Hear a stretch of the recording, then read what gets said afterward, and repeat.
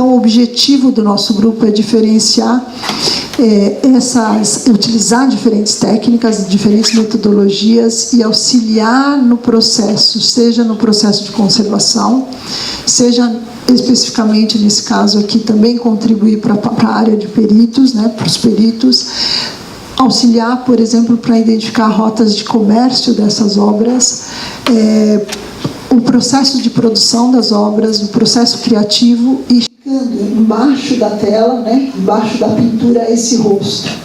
Isso foi feito por uma instrumentação toda específica, no uso específico de um acelerador de raio-x, e através da identificação dos elementos químicos, você mapeia, digamos, tudo isso, e com a identificação dos elementos químicos você consegue identificar. Isso é muito bom para peritos.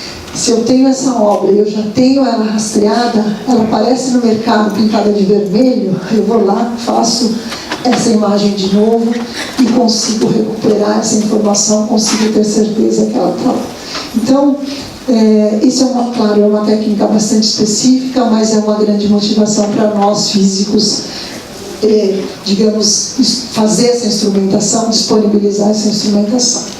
Então, a arqueometria, né, como nós olhamos, seriam todos os métodos analíticos para estudar os objetos de arte, olhando também fatores ambientais e temporais, porque muitas vezes o objeto, como ele está hoje, não foi assim que ele foi criado. Houve uma degradação do pigmento, uma alteração de alguma quebra, alguma mudança. Então, ter essa também possibilidade de conectar isso vai trazer mais informações para o meu objeto. Claro que quando a gente fala caracterização de objetos, a gente pode olhar várias, né? A gente tem que fazer várias interpretações e conclusões, né? Então, eu tenho que passar por coleta de dados, não tem jeito. Eu tenho que coletar dados, juntar com o conhecimento prévio que eu tenho, levantar novas hipóteses. Agora, essa coleta de dados é a parte que me interessa. Por quê? Porque eu vou poder fazer essa coleta de dados de várias formas, seja por análise visual, então morfologia, forma, dimensão, decoração, seja por análises mesmo, né? Estrutura, como essa estrutura é, que idade ela tem, qual a sua composição, então fazer análises químicas, mineralógicas, e todo esse conjunto de dados podem dar novas descobertas, né? Vou ter um novo contexto, e esse conjunto de informações vai acompanhar o objeto, vai se somar aos dados históricos. Então, de novo, né? Eu também tenho que pensar, Douglas, incluir toda essa nova informação no meu banco de dados. Essa é a nossa proposta também, porque eu vou ter esses registros, né, essas análises, essas composições também registradas e vinculadas à obra. De fotografia com fluorescência de ultravioleta, radiografia, ou uma parte que eu chamo de reflectografia de infravermelho, que são, digamos, utilizar cada faixa, né, ou seja, do espectro eletromagnético para um tipo de análise, que vai contribuir com uma informação diferente. A ideia é usar diferentes elementos, luz, infravermelho, ultravioleta, raio-x, radiação gama, interagindo com o meu objeto e vendo a resposta desse processo de interação. Ou mesmo usar partículas, né? Usar um microscópio eletrônico, usar íons para fazer análise com esse objeto e pelo processo de interação eu poder estudar, detectar o que está acontecendo e tirar características do meu material. Eu estou estudando o material, o objeto, olhando a sua forma complexa. O que é um acelerador de partículas? É um bicho desse tamanho aqui, uma sala imensa, é um equipamento realmente muito grande, mas a ideia é que a gente acelere o íon pelo acelerador e leve até uma região aqui na frente para fazer análise dos materiais, tá certo? Isso não é tão louco, ou seja, usar essa tecnologia. Nós temos um acelerador desse tipo lá em São Paulo, no Instituto de Física, mas o Louvre tem um também em Paris, imediatamente no subsolo, então, e eles foram bem espertos, né? Eles montaram um acelerador desse tipo dentro do museu para atender a demanda de análise de objetos e materiais do museu. Então, porque nem sempre você consegue mover a obra. Então, ter um acelerador lá vai contribuir muito para isso.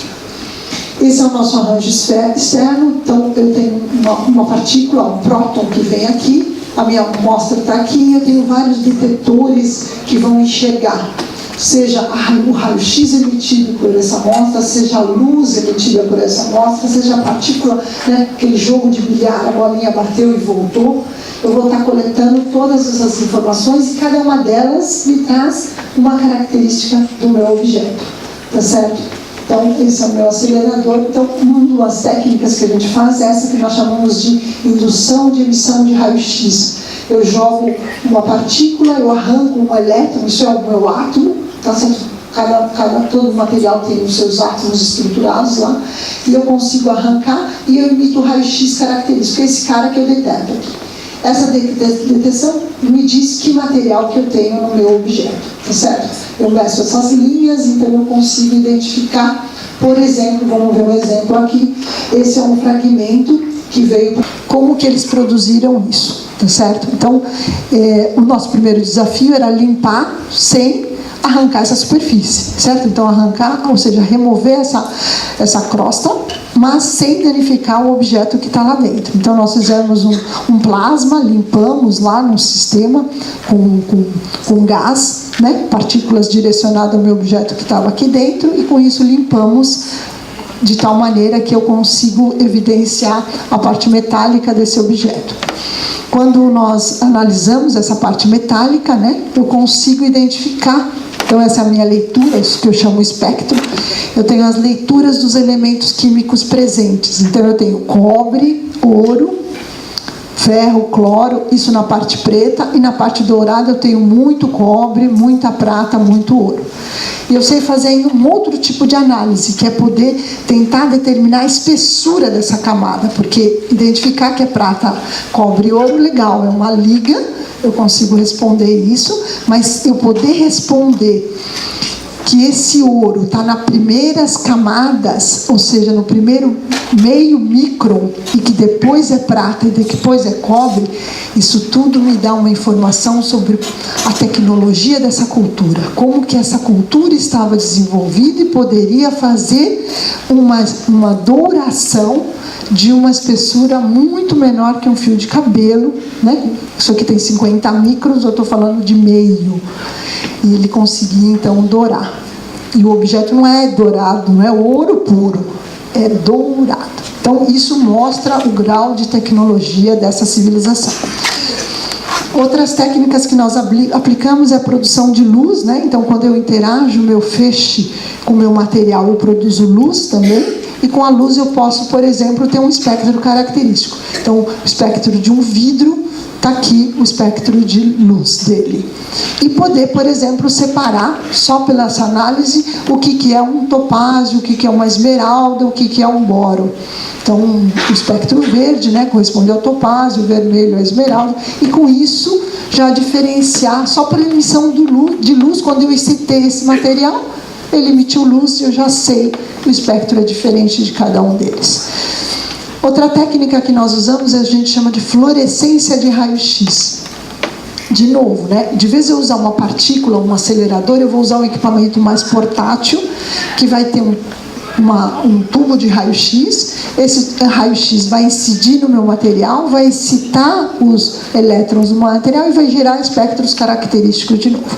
Então, de novo, eu tenho cobre, zinco, chumbo, ferro identificado nesse material. Então, eu consigo os compostos ou os elementos químicos presentes. Tendo essa instrumentação de acelerador e, por exemplo, essa fluorescência, o Instituto de Estudos Brasileiros, e criamos esse núcleo de apoio à pesquisa com financiamento da universidade.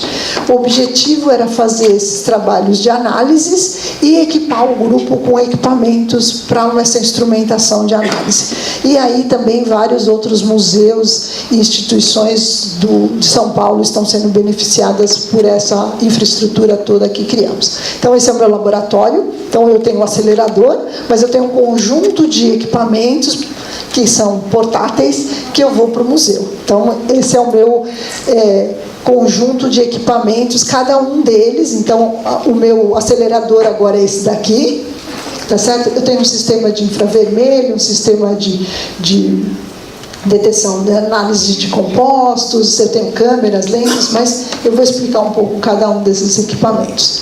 Então, metodologia proposta. Nós temos muito bem definido qual é a nossa metodologia. Toda análise visual. Então, eu faço técnicas multispectrais. Então, imagens com luz ultravioleta, infravermelho, luz rasante, radiografia. Eu tenho ainda uma espectroscopia ótica, de fibra ótica, para poder ver cor, porque isso era meio subjetivo. Que cor é isso? É azul esverdeado, principalmente quando você analisa pinturas. Aí nós começamos a buscar instrumentação para definir o que é cor, né? E as análises são análises não destrutivas, ou seja, nesse primeiro momento eu posso analisar o objeto sem tocar nele, sem tirar uma amostra. Isso para o historiador, para o curador, para o museólogo, é fantástico, porque ele não quer que você toque mesmo, tá certo? E é bom, eu acho que é bom nesse aspecto. Eu tenho instrumentação que pode fazer isso. Então, eu posso analisar o objeto sem necessariamente tirar uma amostra. Caso eu precise, eu vou já saber qual é o ponto que eu quero, e aí eu vou fazer uma análise semidestrutiva, no sentido que eu vou tirar uma pequena amostra, mas eu já sei qual é a segunda pergunta, então eu já sei onde eu vou tirar essa amostra. E aí eu vou fazer microscopia e todas as outras análises que eu quero. Então, vamos ver um pouco as respostas de todas essas técnicas que eu faço no próprio museu, né? Luz UV. Então, aqui está um exemplo, é uma obra do Oscar Pereira, que foi feita na Pinacoteca, é uma parceria que eu faço com a Elizabeth Cagia, e nós fotografamos em ultravioleta, e aqui, por exemplo, já dá para ver o que é a resposta do ultravioleta. É mostrar essas colorações mais azuladas, mais escuras, que me dizem onde estão os pontos de intervenção. Isso é importante para um segundo passo que eu vou fazer, que é as análises dos pigmentos. Então, eu não quero dizer que uma obra do século XVII tem pigmentos do século XX, porque eu medi no lugar de restauro e não na obra, né, no pigmento do artista. Então, eu preciso olhar isso mesmo. Isso é daqui depois do restauro, tá certo? Então, só para mostrar um pouco, voltar, tinha uma região muito grande aqui de restauro, que quando as meninas, né, restauradoras da Pinacoteca refizeram, digamos, fizeram uma nova intervenção, realmente era uma mancha muito pequenininha. Apareceram outras, mas aquela realmente era muito menor do que estava lá detectado. Essas aqui é um exemplo. Então, como que eu posso explorar as diferentes técnicas, né? Então, a luz visível, a luz ultravioleta mostrando os pontinhos de restauro, e a luz rasante, que faz com que tangencialmente a luz incidindo sobre o objeto evidencie irregularidades, e em casos, por exemplo, onde eu tenho uma pintura debaixo da outra, se ela for escondida, vai aparecer um volume maior. Então eu vou conseguir ver esse volume e pode muitas vezes ser uma boa resposta.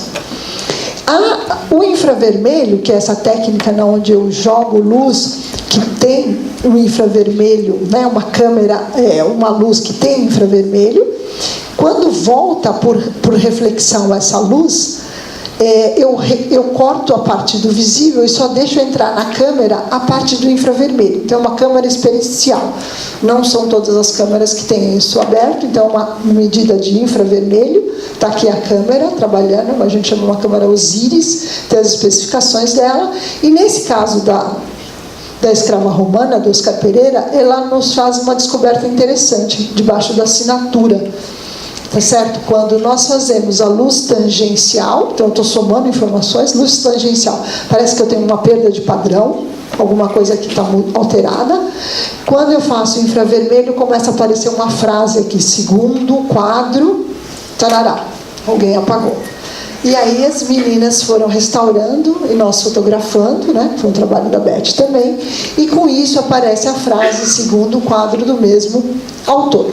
Para a história, essa é a contribuição que nós temos para o historiador da arte, que ele vai ter que olhar essa obra, cadê a primeira? Né? Essa é a primeira pergunta, cadê a primeira obra? Quem tentou, será, esconder essa informação? Então, isso já vai dar novas informações, e o legal é que a Pinacoteca compra essa ideia, e se vocês forem lá em São Paulo, olharem essa obra, vai estar lá essa frase nítida para vocês lerem, certo?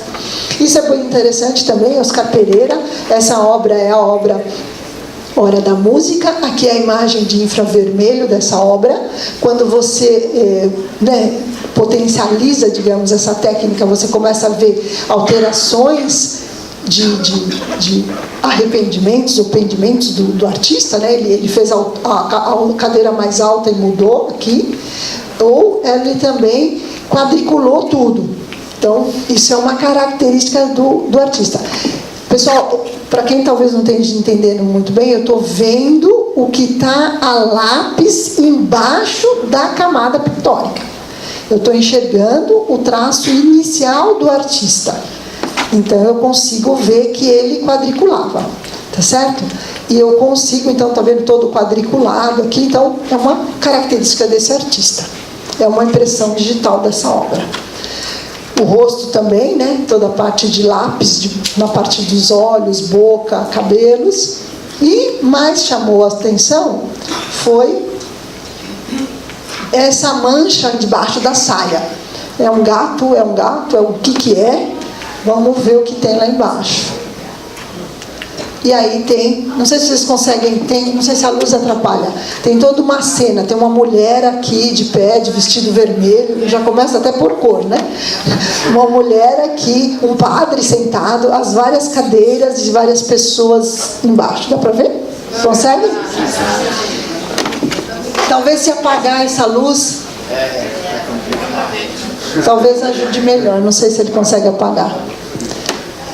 Bom, isso aqui é salvaguarda de patrimônio. Não vai ter cópia, não vai falsificar, ninguém vai. O perito pode vir e falar: Márcia, essa obra tem essa suspeita, vamos fazer a foto de novo? Vamos fazer a foto de novo, tá lá. Tá certo? Isso ajuda muito, ganha muitos passos, digamos. Então, eu preciso fazer o quê? Catalogar todo o meu acervo dos museus, estudá-los, ter essas informações, colocar no banco de dados, permitir que algumas pessoas acessem, outras não, mas tem que ter essas informações. Isso é impressão digital. Essa obra do Casurati, do MAC também, essa é a pergunta da Ana Magalhães, quando ela veio me consultar. Tem essa obra que é pintada na frente e essa no verso da obra. Essas obras foram feitas no período entre guerras, então é uma obra italiana. E a pergunta dela: esse artista é o mesmo deste? A paleta é muito semelhante, então por paleta não daria, teria que foi uma soma de informações. Foi ela como historiadora levantando as informações, eu fazendo em infravermelho, por exemplo, para ver todo o traçado a lápis que tem aqui, grafite ou carvão, todos os detalhes aqui. E voltando, desculpa, então vamos voltar só para fechar. E mostrando que essas informações tem nessa parte da frente e não tem na parte de trás. Fazendo luz rasante, a pincelada é totalmente diferente, ou seja, foram vários pontos que levantaram a suspeita de que essa obra não era realmente do mesmo artista, e realmente depois, somado essas informações, a Ana ainda consegue rastrear, dizendo que essa obra foi pintada pela esposa do Casurati, não foi o Casurati. Opa! Essa é uma obra também do MAC, né? Que é um fune. Aqui está a imagem de infravermelho, dá para ver todo um balcão aqui desenhado, toda uma coluna desenhada aqui. Ele também fazia olhos, né? Traços mais fortes de lápis. Está vendo aqui? Talvez melhore um pouco. Aqui, ó, vocês conseguem ver? Toda uma coluna aqui desenhada. Tá certo? Então, isso mostra que o artista fez e não trouxe para a camada final, mas lá atrás está o esboço do desenho, né? A radiografia traz outra surpresa ainda. Tem todo um balcão aqui atrás que não está no visível também. Então, qual técnica é melhor para se aplicar? Todas possíveis, se der. Porque cada uma traz um tipo de informação. A radiografia, por exemplo, está trazendo uma informação desse balcão que pode ajudar o historiador a começar a vincular a região, local, né, dessa obra. Então, isso vai contribuir também. Então, para correlacionar tempo, local e assim por diante. Então, isso é tudo imagem, eu faço um monte de análises de imagens para o museu. Agora, a parte com os equipamentos portáteis. Então, eu tenho essas técnicas. Aqui está a minha medida de cor, tá certo? Eu tenho um FORCE, que é um espectrômetro com fibra ótica, e eu defino a cor aqui, né? Eu padronizo a cor por uma cartela de cor, meço a cor, gero o espectro. Então, cada cor tem um espectro característico. Então, o verde está aqui, né? O azul está aqui. O que está isso? Eles têm bandas, ou seja, tem picos em locais diferentes. A curva muda de acordo com a cor, então eu posso padronizar, e aí eu tenho, por exemplo, calibrado isso junto com um colorímetro industrial do mercado. E eu consigo reproduzir muito bem, garantindo que eu faça as cores, e aí eu posso voltar, eu posso aplicar isso numa obra de arte e já ter pelo menos alguns indícios do que é essa mistura de cor, ou se eu tenho calibrado esse meu sistema e tenho padrões, eu posso começar até a dizer quais são os pigmentos utilizados, tá certo? Se é um azul ultramar, se não é um azul ultramar. Esses são os equipamentos portáteis, é uma fluorescência de raio-x, o meu tubo de raio-x está aqui, o meu detetor está aqui, isso pode pôr num tripé, vai para o museu e faz a análise dos pigmentos. Ou um outro equipamento, que eu chamo de uma maleta 007, vai lá para o museu também, tem 2 lasers, e eu consigo fazer análise só quase encostando, ou um pouquinho distante o laser, eu consigo medir os compostos. Então eu posso, além de medir os elementos químicos, aqui eu posso também dizer como que são esses compostos. Então aqui é o equipamento analisando lá no próprio museu a obra.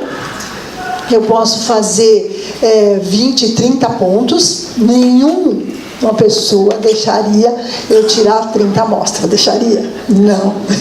Então, ter 30 pontos vai me ajudar a levantar a paleta e como que isso conversa um ponto com o outro. Depois eu posso...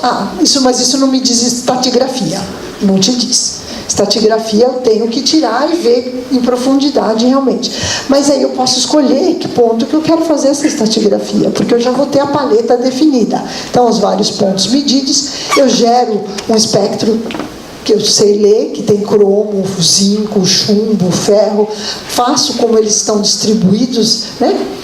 As proporções para cada ponto que eu medi, tá certo? Então eu posso ver que o ponto 8 e o ponto 24 é muito parecido, e eles são vermelhos à base de mercúrio, tá certo? O ponto 1 é diferente, porque é uma outra coloração. E eu posso começar a ver, correlacionar elementos e ver que, por exemplo, apareceu um manganês aqui nesse ponto muito alto. Por que teria manganês nesse ponto 19 aqui? Que é diferente desse ponto 5. Tá vendo? A princípio eu tenho o mesmo pigmento ou a mesma cor visual. Só que a análise está me dizendo que tem algo de estranho entre esses 2 pontos. Aí, se eu fiz as análises anteriores, eu posso voltar na radiografia e descobrir que esse ponto que eu estou batendo é a mancha que está embaixo. Então, o manganês não está no pigmento de cima, está no pigmento de trás. Então, isso, gente, é só para mostrar o grau de dificuldade um pouco dessas análises, né? Porque pode ser que no momento da vida de vocês, alguém vai falar, mas a análise é simples, você vai lá e mete o equipamento e tira o espectro que todo mundo sabe ler. Não é bem assim, tá? Porque tem algo que pode estar embaixo, e esse é um exemplo, por isso que eu gosto de dar esse exemplo, porque esse manganês é essa mancha aqui marrom, uma mancha escura aqui. Qual é o próximo passo? É voltar nessa imagem aqui, ela já está quase me batendo, mas voltar nessa imagem e talvez escanear ela. Esse é o próximo equipamento que a gente está montando. Um scanner de fluorescência de raio-x para fazer mapas. Então eu vou ter o feixe de raio-x, aí eu vou falar assim, onde está o vermelho? Ele vai desenhar esse colar aqui, mercúrio, onde está o mercúrio? Vai desenhar aqui. Onde está o branco de chumbo? Ele vai evidenciar mais aqui nos braços e assim por diante. Onde está a manganesa? Ele vai mostrar aquelas manchas que estão embaixo. Então essa é a ideia. Eu vou poder também ter o pigmento que está embaixo. Eu só vou correr agora. Gente, tem muitos casos. Esse daqui é uma pintura do Palácio do Governo, mostrando a diferença no chapéu que foi feito, tá certo? Mostrando que isso é branco de chumbo, eu esperava o branco de chumbo mesmo. Eu não vou falar de Portinari, então tem vários trabalhos, né, caracterizando Portinari, usando e definindo que eu tenho realmente um pico de óxido de titânio muito bem definido. Então, além de eu identificar o titânio, eu identifico o óxido de titânio. Então, dá para fazer uma correlação de pontos e saber que ele tem alto chumbo no amarelo, então significa que eu estou usando o chumbo também no amarelo. Então o chumbo não é só do branco, o chumbo é do amarelo. Então eu consigo aqui pelas cores também e pelos elementos químicos também definir os pigmentos. E uma coisa que eu acho, última coisa eu prometo, é poder então aplicar em que suporte, em que material. Eu mostrei alguns exemplos de pintura, mas eu posso fazer isso para papel. Então esse é uma caderneta do Adrien Tonnet. Ele, quando as meninas foram restaurar, elas viram que tinha lápis embaixo da tinta ferrogálica e me pediram para fazer a imagem com infravermelho. Então essa é a foto da frente e olha só, embaixo tem toda uma outra informação. Os historiadores amam isso, óbvio. Eu estou contando uma outra história. Está uma lista toda aqui do que ele estava se programando para a viagem. A corda, o custo da corda, o custo do cadeado. Aqui não dou para ler mais, eu perdi essa informação com a ferrogálica corroída. E olha lápis embaixo, tudo legível. Isso está saindo, é um trabalho, vai virar um livro, e eu consigo ler tudo isso agora. Então eu posso reolhar, eu posso redescobrir essa minha caderneta. Tá certo? Bom, é isso, gente. Muito obrigada.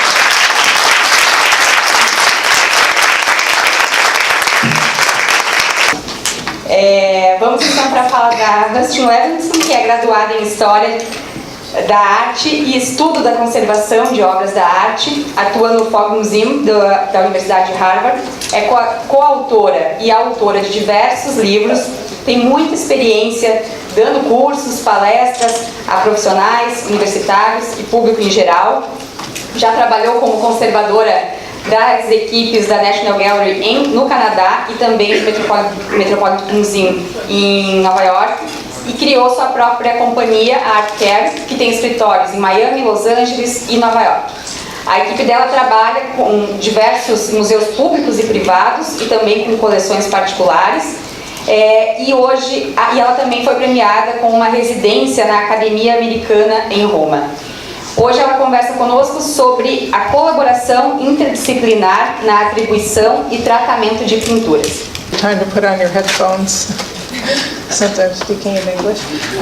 I think I'm the last talk of the day, and it is a nice talk to wind up everything because I'm going to speak about interdisciplinary collaboration in the attribution and treatment of paintings, and I'm going to give you some case studies. That's better, right? Some of the resources I'm going to talk about are artist information, historical research, material evidence, which Marcia has covered very nicely, along with scientific analysis, and also forensic science. The first I'm going to speak about is the artist process, and we have artist information and material evidence. We work a lot on Salvador Dali's paintings because we work for the museum, Salvador Dali Museum in Florida. He wrote a book about his materials and techniques, but if you know about Salvador Dali, you might know that he could have made some things up. He was a little creative. But of course, we read the book and made lots of notes, and sure enough, we also have his original tools, which exist in Caracas in his studio. So we have both what he wrote and material information. He wrote about the brushes he used, and sure enough, as we were working on his paintings, we could see that these brushes were things that that we found that he used in various paintings that we worked on. And in fact, in this one we even found, in this one we even found a brush here. So, of course we can't dig it out and analyze it, but it was fun to find it. A very long one, so there you go. One of the things he wrote was that for modeling in the imprimatura, neither pad nor brushes will suffice, for you must use your fingers. It must be your little left finger. So we actually found on the edge of one of his paintings, he definitely was up to his elbows in paint while he was working. I can't attest to this being his little left finger, but it certainly shows that he believed in hands-on art. There you go. He also created a list of colors that you should never use. Do not ever use these colors. He did say you should use the wings of newts, or I don't know, fleas' wings, but I never found any of those in any of the paintings I treated. But sure enough, when we did some elemental analysis, one of his colors he said he should never use, chrome yellow, was everywhere in the painting. This painting is, I don't know if you can see, Salvador Dali's wife facing the ocean, which at 20 meters turns into a portrait of Abraham Lincoln. So the people close up can probably see his wife, and the people far away can see Abraham Lincoln. Artists also leave behind materials on the works of art themselves. William Glackens, an American artist who painted around the 20th century, painted this portrait of his son, who must have come in the room while he was doing a landscape, because you can see part of the landscape painting, and then you can see the sweet face of his son. But on the back of that painting is actually pigments that he had used to have a palette. And that original material is good for matching up with paint on other works. This is a painting we completed last year. It's by Albert Bierstadt, The Domes of Yosemite. He went out to the Domes of Yosemite shortly after our Civil War and painted this 15 by 11 foot painting. I can't tell you how many meters that is, but maybe the translators will. It's big. And it traveled around because he wanted people to see what the Domes of Yosemite, and for a nickel you could go in the church or the barn and see this painting. It was purchased in Vermont in 1873, and it hadn't left Vermont since then. So for the first 5 years it traveled a lot, and for the rest of his life it never left until it came to Miami this winter. So the artist left us some interesting information. You can see when he assembled the stretcher, he used these numbers so he wouldn't get mixed up. He also made this curious drawing of maybe boots that he wanted to buy. I don't know, but there they are. So you see lots of little notes and things that might happen. But the most interesting thing was on the back of the painting, he used lacing to mount the painting on a stretcher. For anyone that's done a painting, I doubt if you've ever seen this, and if you have, please tell me. Because he used grommets along the edge, and then he laced the painting onto the stretcher. By the time we got to the painting, the laces were no longer useful because they degraded. But he must have used them to mount the painting over and over during the first 5 years that he had it. And of course, because we're nerdy scientists, back we go. We saved the laces on the back of the painting, and we left a little note saying what they were. This is called Portrait of My Dead Brother, kind of a lugubrious title, also Salvador Dali. But the evidence left behind by the artist cleared up some confusion about the original design and title of the work. So you can see here an underdrawing that Dali put on. He meant to maybe have more dots and maybe more cherries. I think you can see the cherries there as well as the dots. There were quite a few extra dots that he never put in. And on the back we had, just like we saw with Bierstadt, we had numbers where the keys and the stretcher are assembled. But we also found on the back of the crossbar written cherries. Those of you that speak Spanish already know this says cherries. And so the portrait of my dead brother perhaps isn't the original title. Perhaps he meant it to be called Cherries. So art historians always like to have this information.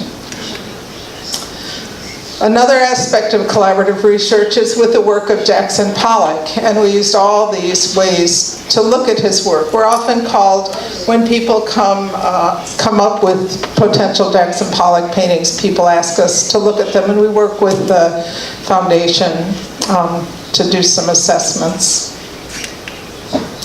First, knowing about the artist's chronology is important, to know where he studied, who he might have known, who he might have painted with, what kind of materials we know he used when. One important aspect of this, in 1936, Cisqueiros, the Mexican muralist, had a workshop in New York, and he introduced the use of liquid paint, not necessarily Liquitex, but a lot of commercial paints that people first believed never came into use so much later. But in 1936, some of the artists that were at that workshop, including Pollock, were introduced to new materials that they came to use later. And here's Jackson Pollock painting his drip paintings. When we looked at this picture with the director of the Pollock Foundation, she said, "This isn't the same floor that's on the floor now." And sure enough, this floor was really different. So apparently, it was a cow barn that he had reused as an artist studio, and apparently he had added a second floor along with some insulation so that the studio wouldn't be so cold. But of course, the curator went and picked up the very middle tile, and underneath you can see is Jackson Pollock's original studio floor. So we were hired to put it back. The first thing I noticed when I walked in Jackson Pollock's studio, when I worked at the Met, I went by this painting, Autumn Rhythm, every day. So I got to know it really well. And when I walked in his studio at this clerestory window, was exactly Autumn Rhythm. I was so blown away because it shows you that maybe Pollock was painting from nature, and one of the ways that his paintings get analyzed, which I'll describe later, does work with nature. Here we are, cleaning the floor, lifting the top floor, taking up the tar paper. Yeah, that's my picture was actually in Vogue magazine, and that was me. But anyway, so, and this is when we're almost finished with the floor. And once we had the top floor lifted, you can see the amount of material, original artist material that we had available to us that no one could have messed with. We have his footprint. We have an area where he was using a lot of white paint. And here we have an area where he was actually mixing colors like a palette.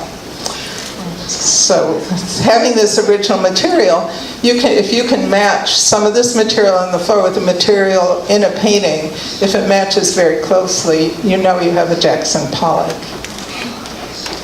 You can visit the studio floor today. The studio today, they've added some pictures, and I think you have to wear special boots. But it's really, if you're ever in East Hampton, it's worth going to see. Even during life, Jackson Pollock was very controversial. In 1949, an article in Life magazine, which was read by everybody in the United States, asked, is he the greatest painter ever? So immediately everyone wanted a Jackson Pollock and thought it was probably easy to make one. There were places in Queens where they mass-produced Jackson Pollock looking paintings for decorators to put in people's homes. Well, you can imagine how confusing this could be because these works were created while Jackson Pollock was alive. So the materials will be correct. Anyway. The newspapers write a lot about artists, and this material isn't always correct. I just wanted to talk about the Blue Poles, which is in the museum in Australia, the National Museum. And when they bought it, people were appalled. What is this painting? Why did they buy it? it was done by drunks. And so to prove it, they have this picture of these very sober-looking artists, including Jackson Pollock in the middle. And in the newspaper, it was drunks did it. So, so this painting was worked on a few years ago. And when they did the analysis, they realized how carefully and how layered the painting is, and how carefully Jackson Pollock worked on it, and probably when he was pretty sober. We have to know more about when he used what materials. So in the early days, in the early 40s, he used almost exclusively oil on canvas. The drip paintings, he used enamel and aluminum, and even in some cases, still in the 40s, oil on canvas. I like to show you lots of really nice pictures.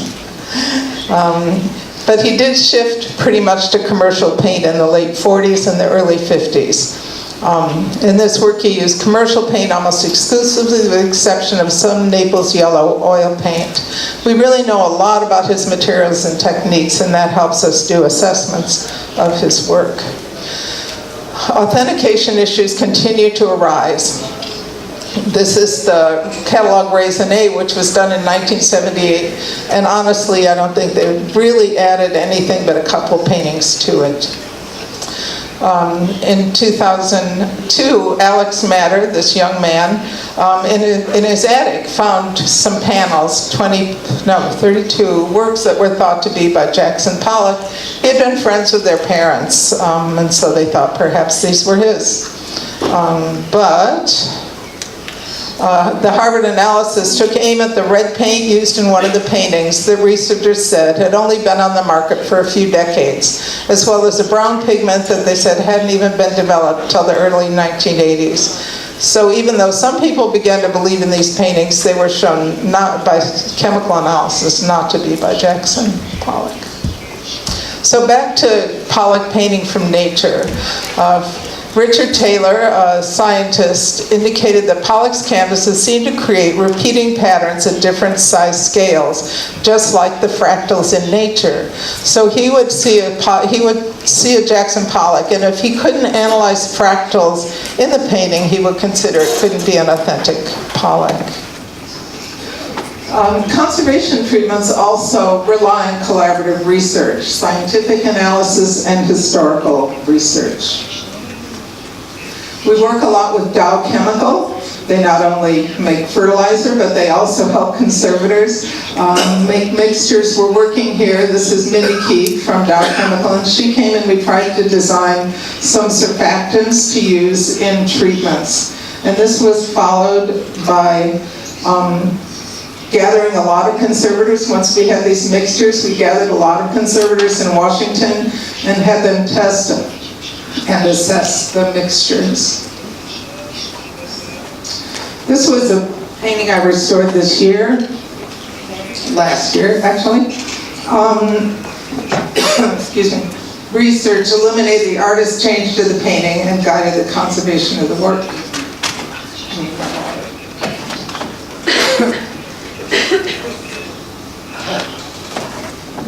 It's called The Puzzle of Autumn. And it was a puzzle. The owner of the painting, who organized the Dali Museum, kept copious diaries, and this is what he wrote about The Puzzle of Autumn. The comparatively big canvas of The Puzzle of Autumn, it is about 36 by whatever, has some strange clouds in it. It was once photographed without these little wisps of clouds in the center foreground, which I always found incongruous, until one day I saw the same kind of cloud mixture in the Spanish sky. Apparently someone leaned something on the canvas while it was still wet, and the mark of the object is still visible. Rather than repair it, Dali camouflaged it with puffy clouds. During travel to San Francisco and elsewhere, the sky was also damaged and badly repainted.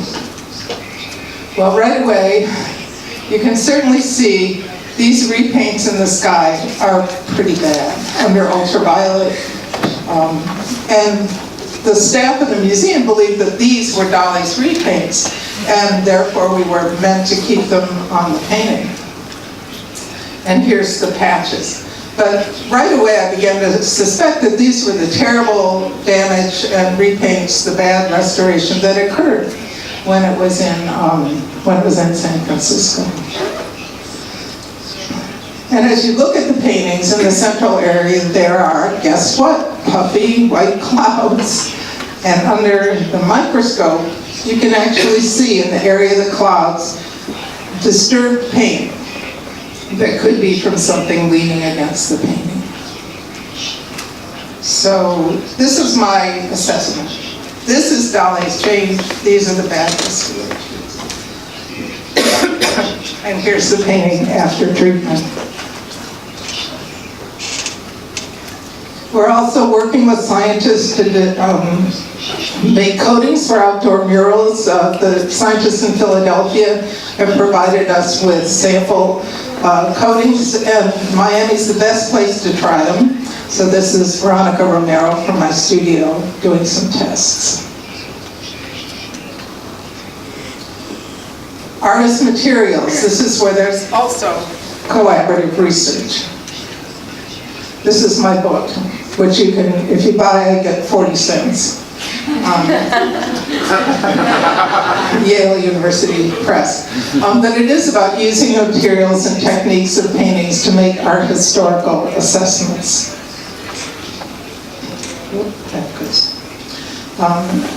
Radiocarbon dating is something that we do on canvas. Organic material, when it comes out of nature, retains the amount of carbon-14 that was in the atmosphere at that date. And so, luckily or unluckily, we had nuclear testing, which changed the amount of carbon-14. And so in this era of time, we can very specifically date paintings.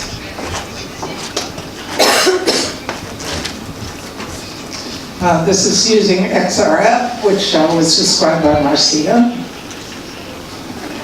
To understand what pigments you're testing, it's good to know about the chronology of pigments, when certain pigments were available. And this list is a brief list of some of the pigments you see.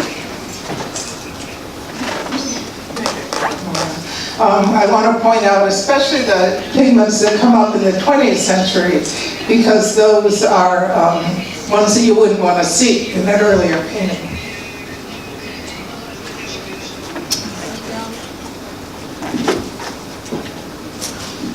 Canvas stamps are found on the back of paintings. You see these stamps that tell the colorman that sold the painting. And they're actually books. This one outlines the American canvas stamps. There's one for English, there's one for French. And you can find out exactly when the color maker was at a certain, what date they were at a certain address. This is very useful for dating paintings. Canvas preparation. Commercial preparation of canvas really started in the mid-19th century. And so if you see a pre-primed canvas, that is canvas that has been machine primed with priming that goes around the edge, the painting on top of it has to be from after that date. A quick story about La Vie in the Cleveland Museum of Art. Even in regular light, you can see there's a change to the hair of the figure. And in this case, Picasso had painted himself in the painting, and then a friend of his had committed suicide, and he changed the figure to be that of his friend. The radiograph, the X-ray, shows, again, a very simple hairdo on the figure, but it also shows all kinds of things going on in the painting. This is a very early work of Picasso, and there were drawings of a painting called La Mort, death, as opposed to La Vie, life. And these drawings were of a painting that was never found. And of course, art historians avidly researched, trying to find La Mort, and they finally decided that La Mort is underneath La Vie. This is a transmitted infrared examination, and you can actually see the elements of La Mort, the cover, the light, everything else that is was part of the painting. And here's the painting after the treatment in 2014. So the last case study I'm going to talk about is identifying a portrait that we did 2 years ago. This portrait was a colonial person called Button Gwinnett. Because he was very important to people in Georgia, he signed our Declaration of Independence, and people collect his signature, collect his image, but unfortunately he died a year after he signed the Declaration. So his image is very rare, and the owner wanted to know, was this actually Button Gwinnett? There's his signature on the Declaration of Independence. His name really is Button.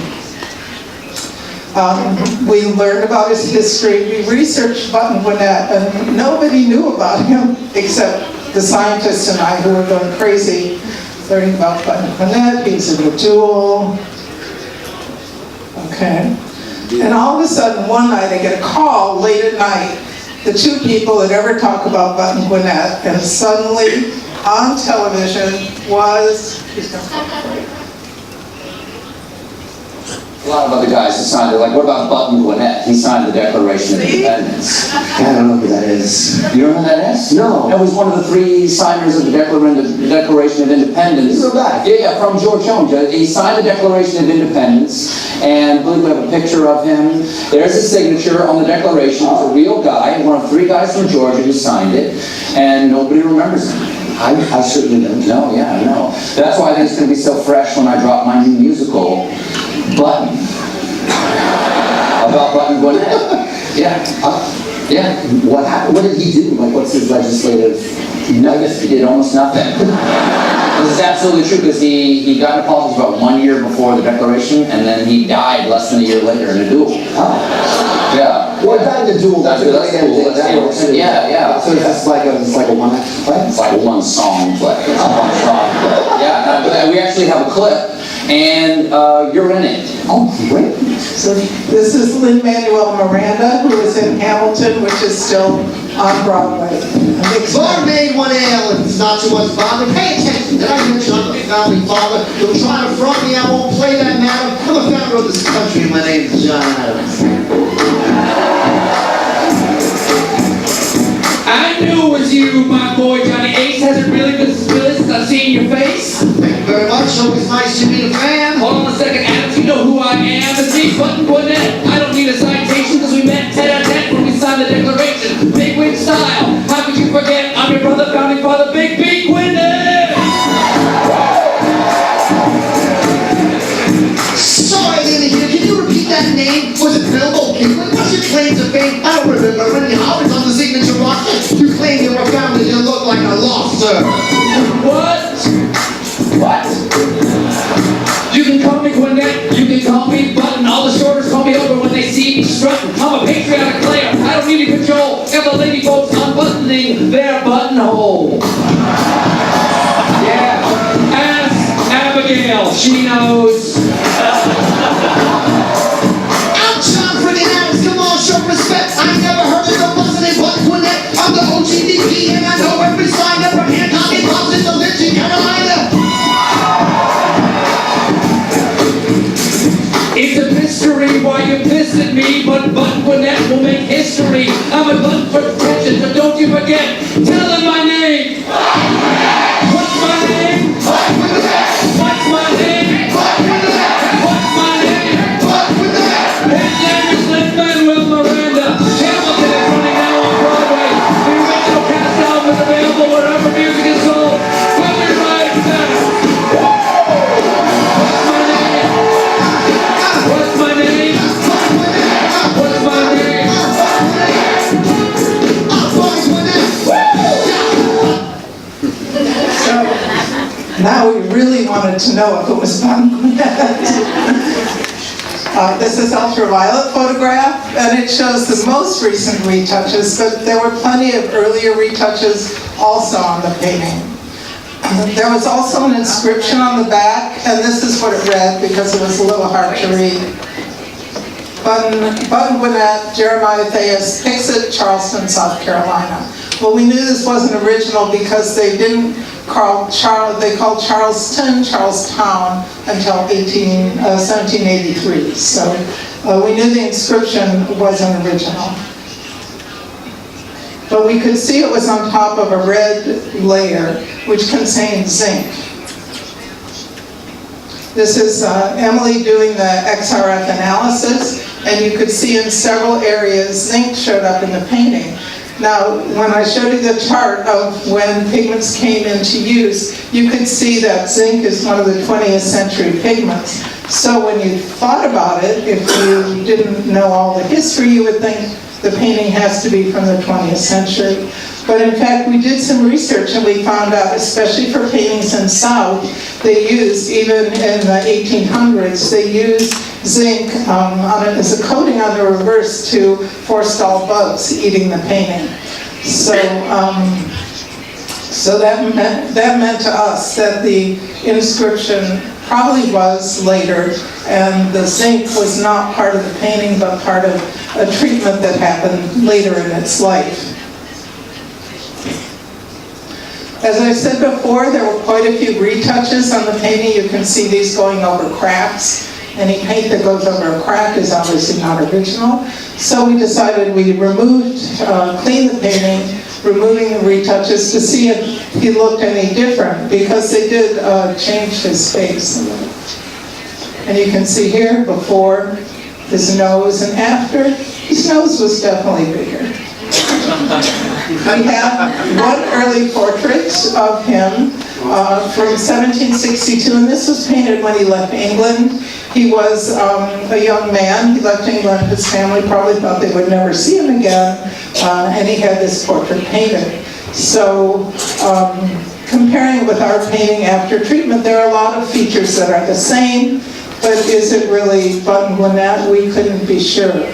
So this is when, in another middle of the night epiphany, I thought maybe we could ask an FBI person to see if they could artificially age the first portrait to see if it turned into the second portrait. You know how they do kidnap children and they show how they look older.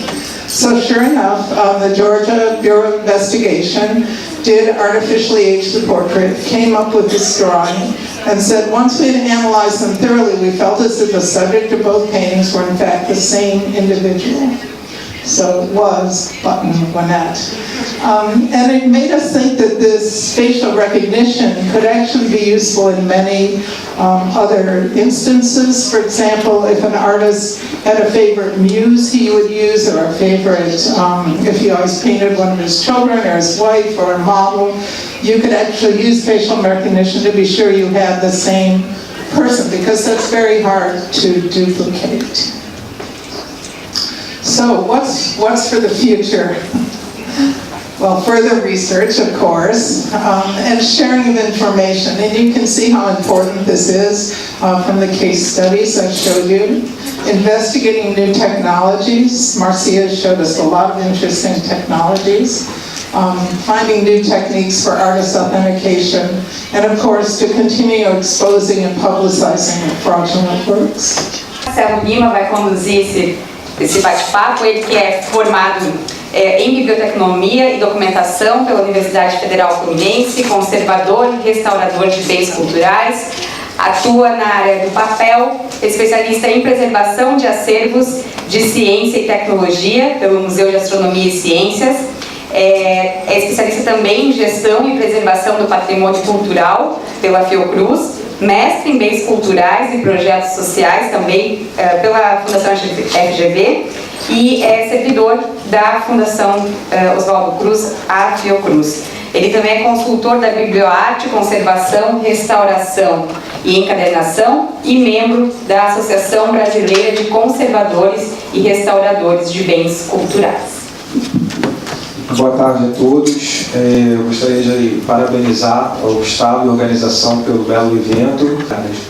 Então, para a gente, parece que é uma coisa nova, mas não tem nada de novo. Né? A química aplicada a bens culturais, ela data do século XVIII, né? Principalmente na área de arqueologia. enfim. E me parece que no Brasil a gente ainda tem um pouco de dificuldade, né? Parece que é uma coisa nova, não é novo, mas eu acho que a partir da década de 70 que a gente começa a ter uma visão mais clara com relação à utilização da química em bens culturais. Eu não consigo imaginar o meu trabalho de conservador-restaurador sem o apoio da química, né?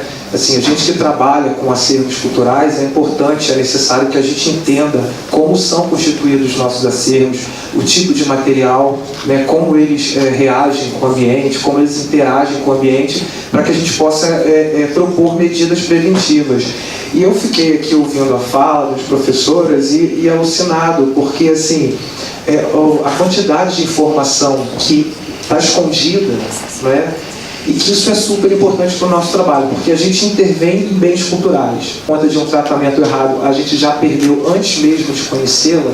Então eu acho que essa forma multidisciplinar, né, da química, dessas novas tecnologias, é fundamental para o desenvolvimento do nosso trabalho. No processo criativo, eu fiquei aqui pensando, né, a gente tem como mapear a forma como o artista produzia suas obras, e aí eu vi e uma pintura que ele ia por um caminho, aí ele desiste, vai por outro, e a gente ter acesso a essas informações eu acho fascinante. Eu não vou me estender muito porque eu senti falta um pouco da possibilidade das pessoas fazerem perguntas, né? Então eu gostaria de abrir agora para que vocês tivessem a oportunidade de fazer perguntas aqui para as professoras.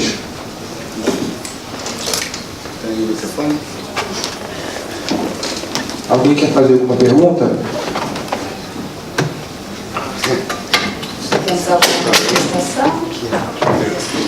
Acho que, Marcelo, você pode continuar conduzindo até que surja alguma manifestação. Eu quero que você comente, eu gostaria que você comentasse também.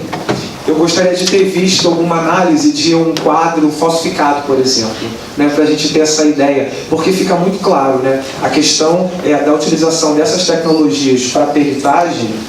Ficou muito claro para a gente, não é? Rapidamente você faz uma análise e você consegue descobrir se aquele pigmento é antigo, se o pigmento é novo, o tipo de material que foi utilizado, e eu gostaria de ver uma análise de algo novo para ter essa comparação. E eu fiquei realmente também muito interessado no seu laboratório móvel. Eu queria que você falasse um pouco mais para a gente a respeito, porque eu fico pensando na complexidade, não é? Eu acho que a nossa cultura ainda está um pouco devagar por conta disso, pelas dificuldades, né? Porque eu penso que são equipamentos muito caros, você precisa de uma mão de obra muito especializada, e da nossa dificuldade de conseguir tirar um material da instituição e levar para outro, enfim. E essa possibilidade é fantástica, de você levar os equipamentos até as instituições.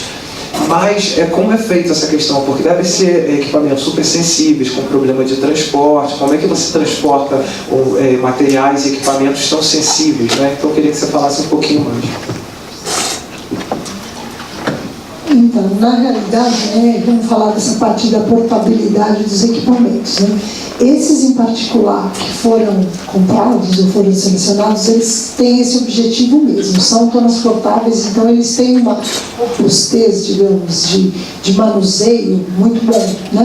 Diferente de um equipamento de bancada. Realmente, por exemplo, se eu vou usar um infravermelho, né, com um equipamento de bancada, realmente ele tem que ter uma estabilidade ótica muito grande.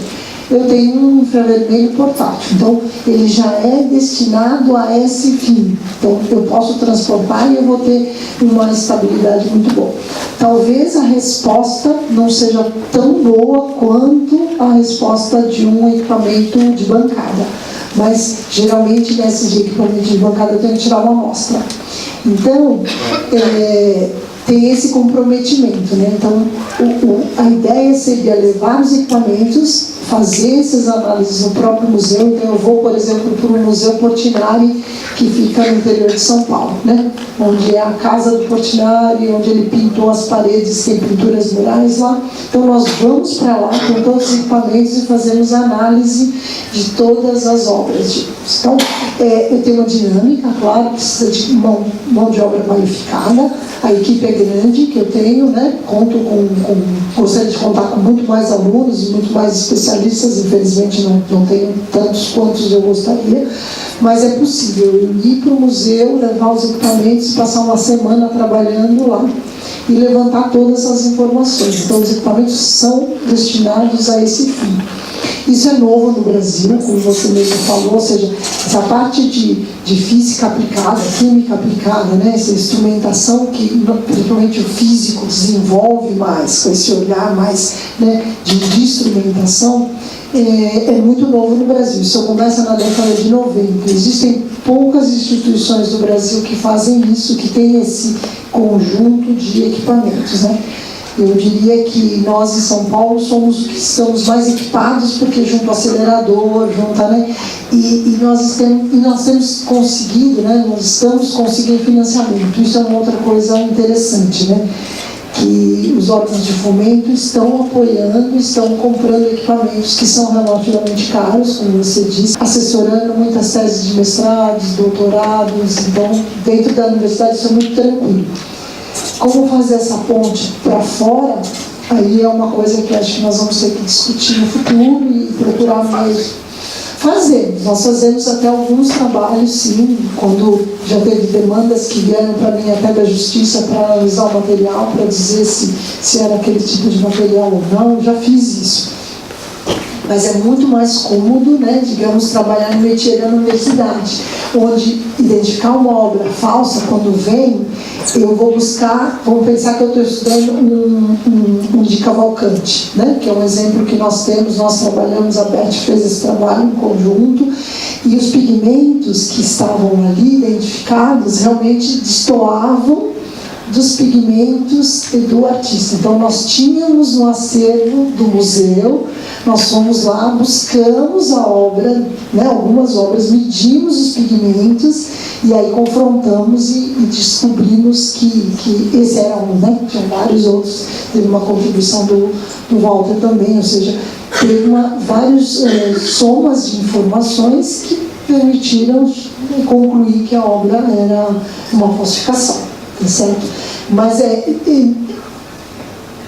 bom, então, estar dentro da universidade, ter acesso a essas outras obras ajudam muito também. Então, quando eu falo que eu estou analisando Portinari, é muito cômodo para mim, porque eu tenho o acervo do MAC, eu tenho do IEB, eu tenho do MASP, então eu posso trabalhar, e isso me facilita muito. Se um dia cai um Portinari, cai um Volpe, para eu poder, eu já tenho uma experiência, entende? Claro que, de novo, não sou eu sozinha que vou responder. Nem quero fazer isso. Eu não acho que esse é o meu objetivo. O historiador lá reclamou e eu tenho toda a razão. Não sou eu. Não vou fazer mesmo. Não é esse meu objetivo. Eu sou um olhar. Eu tenho que dar ferramentas, eu tenho que contribuir para essa informação, e quanto mais trabalhos eu fizer, mais trabalhos a física, a química, né, fizermos, vai alimentar esse banco de dados para vocês, para os historiadores, os críticos de arte, os peritos, juntarem essas informações e poder trabalhar com essa informação. Mas eu não quero, ou seja, não é meu objetivo mesmo não, eu sou física, eu sei fazer análise, sei inventar equipamento, essa é a minha ideia. E quando eu tenho um desafio de como adaptar o meu equipamento para responder uma pergunta sua, né, como que eu vou limpar aquela superfície para poder chegar no metal, é isso que eu vou buscar. Marcela, aqui no final do auditório nós temos uma pergunta para você. Olá, boa tarde. Professora Márcia, tudo bem? Meu nome é professora Alta, eu sou mestrada na USP, conheço já o laboratório, não tive a possibilidade de conhecer, fiz o seu laboratório novo, meu portátil, fiz a análise do Benedito Calixto, a Casa de Pedra de Martim Afonso, que eu sabia conhecer, fiz a polêmica, que é a Petrella fez a restauração, porque temos duas obras, uma pertencente à Prefeitura de Santos, qual eu trabalho, e outra ao Museu de Arte Sacra. E também atuo como gestora do Museu Casa Martim Afonso em São Vicente. A senhora respondeu a minha pergunta com relação a essa coisa de sair para fora da USP, que quando eu era uspiana, a briga da gente, a USP precisa sair para fora. E agora, do lado de fora, eu lhe pergunto, não seria conveniente agora, porque a universidade, as universidades têm tem essa carta na manga junto ao governo, tentar uma política mais séria no nosso país com relação ao estudo da perícia, aos trabalhos periciais, porque assim, nós enquanto gestores de pequenos museus em cidades Brasil afora, nós não disponibilizamos de recursos nenhum. A gente é uma briga constante. Então, assim, a gente basicamente depende de universidades. E quando a universidade abraça a nossa causa, quem abraçou a minha, que foi uma pessoal, o Benedito Calixto, a gente fica muito feliz. Mas é um mundo de briga. Aí você falou que vai se pensar nisso aí. Não seria esse momento de as universidades, que são corporais, irem à frente disso e ter uma política realmente que batalhasse para que as universidades abrissem, tivessem recursos para ajudar esses pequenos museus? Porque eu, enquanto responsável por um acervo de Benedito Calixto, fico muito triste ver muitas obras de vários pintores e como o Benedito sendo perdidas, abandonadas, porque a gente não tem recurso. Tá? Tá na hora de vocês pensarem como vocês pensam isso? Eu queria fazer uma pergunta complementar. Acho que é legal. É complementar, é bem parecida. Eu queria, complementando a pergunta dela, a gente queria saber um pouco o que se faz, porque no Brasil a gente sabe que as ações são muito escassas, no sentido de passar passar o conhecimento para frente, para as próximas gerações, para as pessoas que estão vindo dos cursos que já são super escassos de física, química e tudo mais.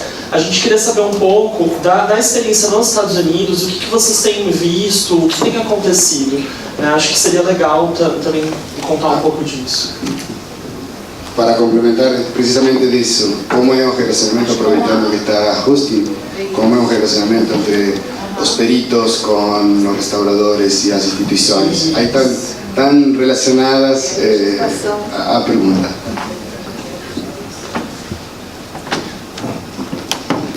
Okay. In the United States, there are quite a few labs that are in museums that have scientific backup. When I worked at the Met, we had a huge scientific department, and many of the other larger museums, the Cleveland Museum, as you saw with the painting that was worked on there. But privately, it's harder to do. So we did have we have a few labs in the States where you can send off a sample. We're very fortunate to have our own XRF machine in our studio, which is really rare, and I can't tell you how we got it. It wasn't illegal, but we were just lucky. But it's true that the equipment's very expensive. And for us, because we work on, for example, with Salvador Dali, a lot of artists, as you were mentioning, a lot of artists, the same painters, it really is important to start establishing elemental footprints for each work. And if you have an XRF machine, you can do that, but you have to have a scientist come in and spend a day and do the whole mapping and testing of the piece. And just having that information is huge for authentication issues. Acho que só complementando e tentando te responder, então realmente nos Estados Unidos acho que eles estão bastante mais envolvidos, ou seja, essa parceria entre cientista ou grupo de pesquisadores dentro do museu já existe muito mais, né? Nós aqui realmente não existe, acho que nenhuma instituição museológica aqui no Brasil que disponha de uma equipe que tenha físicos, químicos, biólogos em parceria, né? Assim, estabelecidos dentro do Então, acho que nós temos que aprender com eles um pouco, com o pessoal dos Estados Unidos, na Europa, como fazer isso. Está na hora, sim, de fazer isso. Eu acho que nós temos essa demanda, nosso patrimônio é riquíssimo. Com certeza eu gostaria de estudar todas as pinturas e as obras lá do Benedito Calixto, mas o que eu sinto é assim, falta recursos humanos também nessa área. Então, tem o nosso grupo lá, nós estamos nos equipando muito bem, mas eu não consigo convencer, digamos, os órgãos de fomento de que é uma linha de pesquisa, precisa de infraestrutura, precisa de recursos humanos. Eu, Márcia, não consigo estar lá no museu no Portinari, ou em Santo André, ou lá em Santos. Então, infelizmente, e nós estamos trabalhando, ou seja, no curso, eu estou vinculada ao curso de museologia da USP agora, tem um curso interunidades, tem uma linha de pesquisa que se chama Salvaguarda de Patrimônio, eu dou aula sobre isso, eu quero criar essa geração, né, ou seja, começar a ter essa necessidade, formar essas pessoas com essa mentalidade, que eu preciso fazer análise e o historiador, o restaurador pode cobrar essa informação, fazer em parceria e a gente tem que talvez fazer um movimento, talvez tenha que realmente criar um instituto nacional, estadual, não sei, melhor seria nacional, que tivesse esses físicos, químicos, biólogos, historiadores, conservadores, restauradores juntos, que fosse itinerante, pode ser, vai com os equipamentos, essa é a ideia, poderia seguir esse modelo. Agora, como nós vamos fazer isso? Nosso patrimônio é tão abandonado, entendeu? Como cientista, consigo convencer os órgãos de fomento que é uma necessidade, que é uma carência e que nós precisamos disso. Eu acho que pode ser levado para a Abracor, Marcelo, Associação Brasileira de Restauradores e Conservadores. Acho que pode sair alguma coisa daqui para poder comunicar a Abracor, para poder ter um movimento dentro da associação falando da necessidade de aperfeiçoamento dos próprios profissionais. Para complementar a pergunta da colega, eu acho que até mais do que análise, né, eu acho que no caso dela é uma questão de preservação propriamente dito, né, porque a forma como ela fala que, na verdade, você precisa de análises, né, enfim, você precisa de uma política de preservação, mas você precisa efetivamente preservar, porque não adianta você ter políticas de risco, de controle, de preservação, se você não tem um ambiente adequado. Então eu acho que isso tem que partir da gente também, acho que você tem que buscar ajuda, né? Vários órgãos, eu trabalho na Fundação Oswaldo Cruz e eu ofereço essa consultoria pela Fundação Oswaldo Cruz a várias instituições do Rio de Janeiro, né? Sem cobrar nada, a gente vai às instituições, visita e a gente faz um diagnóstico, vê como a gente pode ajudar. Eu sou membro da Câmara Técnica de Preservação do CONARC também, junto com a Solange Rocha, dentro do grupo de segurança, e a gente viaja o Brasil inteiro ministrando cursos, treinamentos. Eu acho que se a sua instituição não te dá um meio para você fazer esse trabalho, você tem que pedir ajuda mesmo. Procurar alguma instituição, alguém que possa te auxiliar, que possa fazer, pensar junto com você e tentar achar uma solução. Muito bem, então, ainda para... perdão, esqueça. I was just going to say that one of my first jobs after I graduated from Harvard was working in Canada with the Canadian Conservation Institute. And the head of the institute had surveyed around Canada and had found that there were 1 million man-years of conservation and science needed in Canada. So they established a conservation institute because they had this figure of 1 million, I forget, maybe it was more than 1 million. But in any case, now they have a very strong science arm. They produce a lot of papers. One of the scientists there just helped me write a paper about packing and shipping paintings. Very important if you want the painting to arrive safely. But he gave good advice, and they're very generous with their time. But maybe in Brazil, if you have enough horrible statistics, you could organize a national institute. And then now the Canadian Conservation Institute has branches in Vancouver, Winnipeg, in the east, Moncton and Ottawa, I think.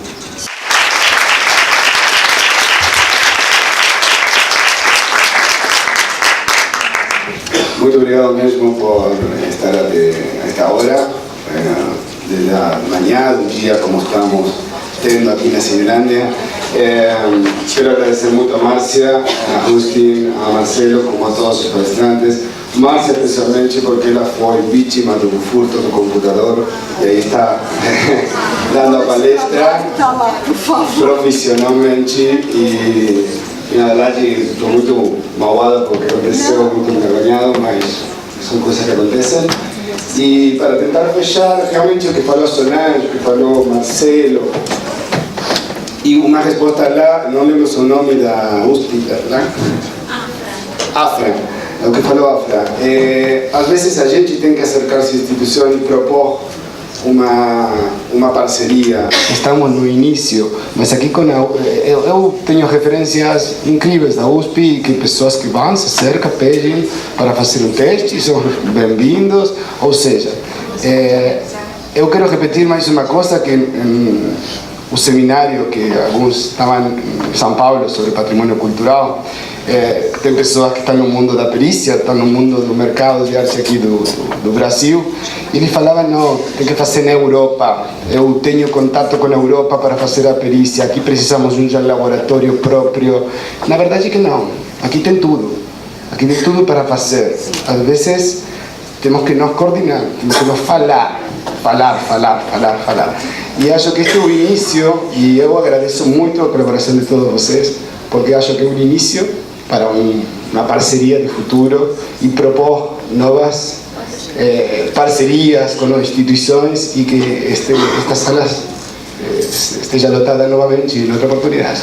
Eu quero deixar, já finalizar, agora são as 6 da tarde, Márcia tem que ir embora, tem o voo esperando, e bom, não tenho mais que... Muito obrigado a todos.